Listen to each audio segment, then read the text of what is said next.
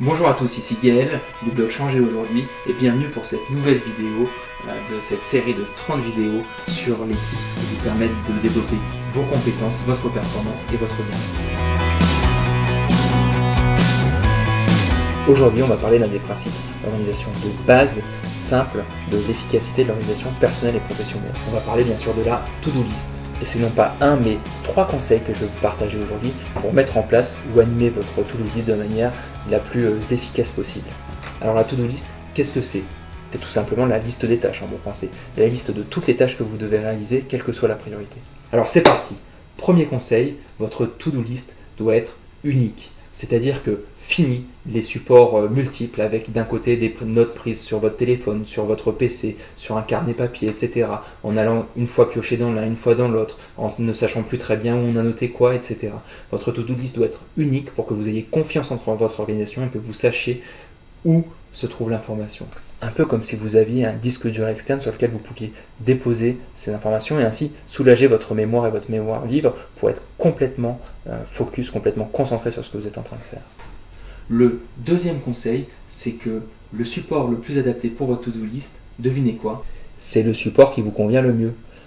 Dans mon cas, par exemple, j'utilise le logiciel OneNote sur PC pour y noter toutes mes tâches parce que je le trouve très souple, très malléable, etc. Et qu'en plus, il peut être synchronisé avec le téléphone, si bien que j'ai accès la plupart du temps à ma to-do list unique. Mais pour certains, ce sera le téléphone et l'application Note, par exemple, du téléphone. Tandis que pour d'autres, ce sera encore le cahier papier et le crayon.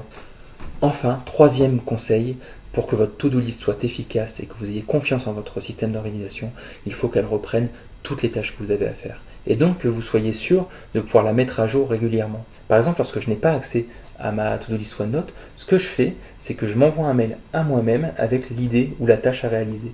Et lorsque je reviens devant mon PC, tous les jours ou tous les 2 jours, je réintègre tous ces mails que je me suis envoyés afin d'être sûr de les avoir intégrés à ma to-do list. Ainsi, vous devez trouver le système qui fait que dès que vous avez une idée, une tâche qui vous vient en tête, vous pouvez la noter et vous pouvez la réintégrer rapidement dans votre to-do list. Pour certains, ça peut être le fait de s'envoyer un mail comme moi, pour d'autres, ça peut être le fait de créer une note dans le téléphone et puis de, par contre, la réintégrer rapidement dans leur to-do list unique. Voilà, j'espère que ces 3 conseils pour mettre en place ou animer votre to-do list de manière efficace vous ont intéressé. Donc n'oubliez pas, la to-do list, elle est unique, elle est sur le support qui est le plus adapté pour vous, elle doit être mise à jour régulièrement avec toutes les nouvelles tâches, les nouvelles idées qui vous viennent.